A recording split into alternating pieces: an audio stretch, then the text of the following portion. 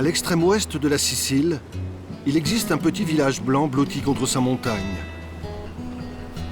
Le village est minuscule, les maisons sont serrées les unes contre les autres et c'est le seul endroit habité de l'île.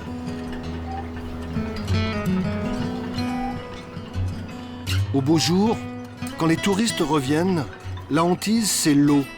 L'eau douce qui finit toujours par manquer, malgré tous les réservoirs au-dessus des maisons.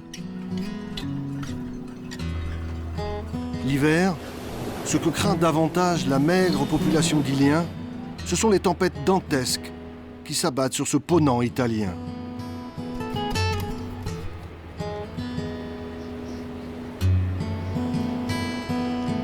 Long d'une douzaine de kilomètres, d'une beauté sauvage, minérale et radicale, l'île de Marettimo.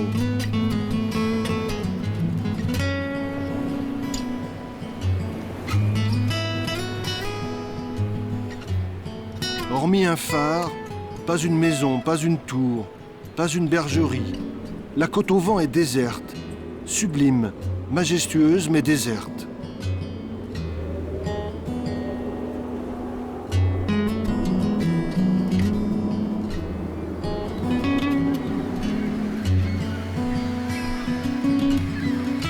L'été, il y a bien quelques bateaux de pêcheurs locaux qui se faufilent dans les grottes sous la montagne. Et le reste de l'année, personne, ou presque. Serait-il si difficile de vivre libre au royaume du vent, si ingrat d'habiter sur une île loin de tout? Près de Marettimo et de son village, d'autres îles composent l'archipel des Égades, au large de la Sicile en Italie. Puisque l'on parlait de liberté, il y a ainsi Favignana, où l'administration pénitentiaire a choisi d'implanter il y a longtemps une maison d'arrêt, réservée aux petits délinquants. L'île est leur prison. Passé l'archipel des Égades, nous voici pour de bon en Sicile, l'une des îles les plus grandes et les plus peuplées de la Méditerranée. Impression d'avoir rejoint le continent. Le sentiment d'enfermement s'estompe. D'autres atmosphères encore du côté de San Vito Lo Capo, capitale cet après-midi de la légèreté. Jour de grand vent, c'est la fête au cerf-volant géant. Il y a le cerf-volant plongeur qui danse au-dessus des flots entre les poissons volants.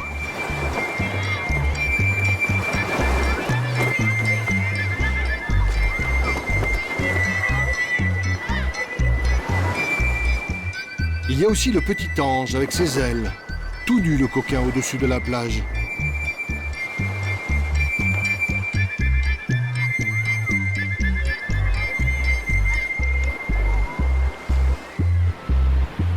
On rigole, on plaisante, mais question charme, la Sicile est un pays plutôt bien loti. Tenez, si l'on prend le temps de s'attarder dans le golfe de Castellammare, il y a la réserve naturelle de Zingaro. Un espace protégé où les voitures comme les jet skis, surtout, sont bannies.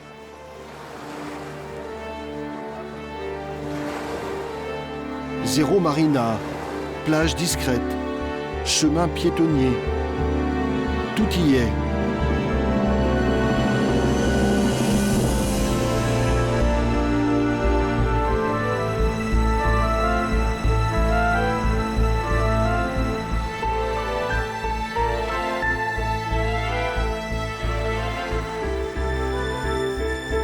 Autrefois portonnier, le village de Scopello, au cœur de cette réserve, n'a pas bougé. On dirait un tableau. Ou bien un film en noir et blanc, colorisé.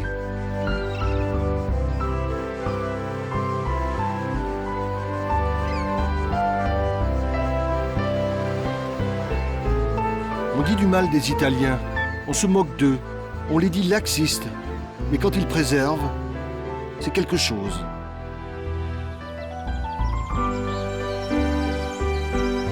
Un peu plus dans les terres, sur le même registre intemporel, la Sicile recèle d'autres trésors.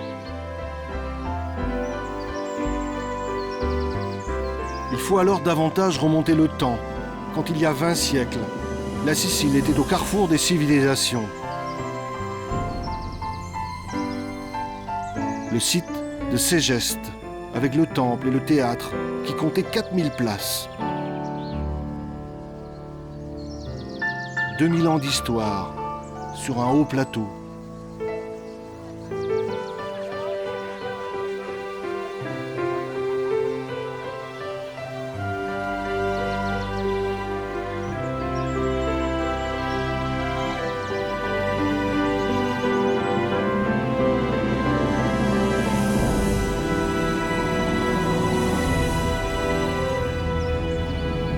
Dans une période plus récente, sous l'égide de Garibaldi, il y a eu Salemi, commune italienne de la province de Trapani, intérieure des terres de Sicile. Il y a plus d'un siècle, flotta ici le premier drapeau vert, blanc et rouge de l'histoire de la République. Pendant quelques jours, à 1000 km de Rome, Salemi a été la capitale symbolique et éphémère de l'Italie.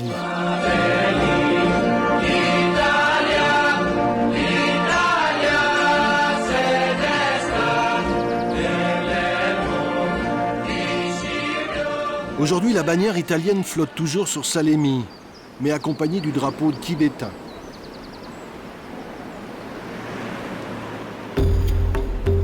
Encore plus proche de nous, il y a eu aussi Gibellina.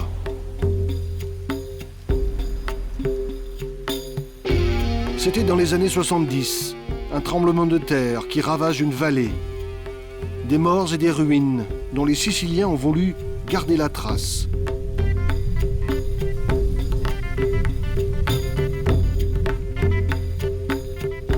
Et à la place de l'ancien village, une œuvre gigantesque, en béton, édifiée par un artiste italien, manière de dire « La terre a bougé, certes, mais les racines de la Sicile sont solides et profondes.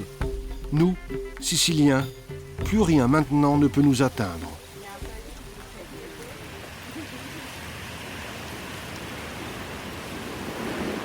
Cela dit, d'autres séismes, autrement plus dramatiques, secouent les villes et les campagnes de Sicile depuis des lustres.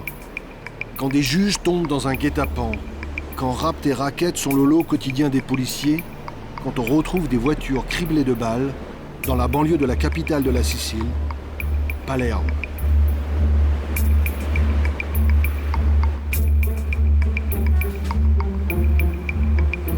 Avant toute chose, la déroutante Palerme est un port. Intense circulation de navires à passagers avec le reste de l'Italie et l'ensemble des pays de la Méditerranée. Réparation navale et nautisme, échanges commerciaux multiples. Un grand port donc. Et une grande ville, Palerme.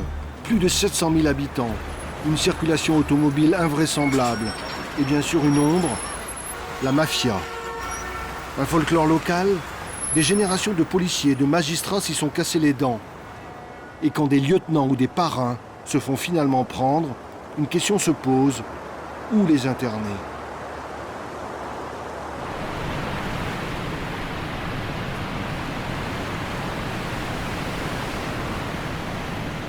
On parlait en préambule des îles et de l'idée d'enfermement. On butait sur ces notions contradictoires, plages et barreaux, rêves d'évasion et prison. On se souvient de Favignana et de sa prison ouverte. Cette île de Sicile n'est pas un cas isolé en Italie, qui compte bien d'autres îles-prisons. Alcatraz méridional.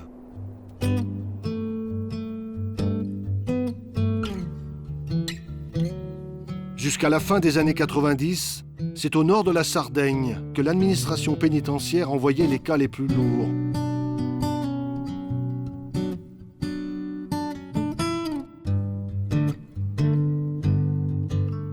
Loin de leur Sicile natale et de la famille, les hommes de la mafia se retrouvaient sur cette île, là-bas, au-delà du chenal. L'île d'Asinara. Elle fut l'une des plus importantes maisons d'arrêt du territoire italien, comme si en France on avait transféré une partie de Fleury-Mérogis sur l'île de Porquerolles. Dans la cour de ce pénitencier, les mafiosos de Sicile côtoyaient d'autres détenus qui en avaient pris pour au moins 20 ans. Parmi eux, les militants extrémistes des Brigades Rouges qui sévirent dans l'Italie des années 80. Asinara est aujourd'hui une réserve naturelle. Les autorités ont fermé la prison il y a plus d'une dizaine d'années. Depuis, l'île est devenue une destination très prisée. Allez vous évader à Asinara, disent aujourd'hui les brochures touristiques, et ce n'est même pas du second degré.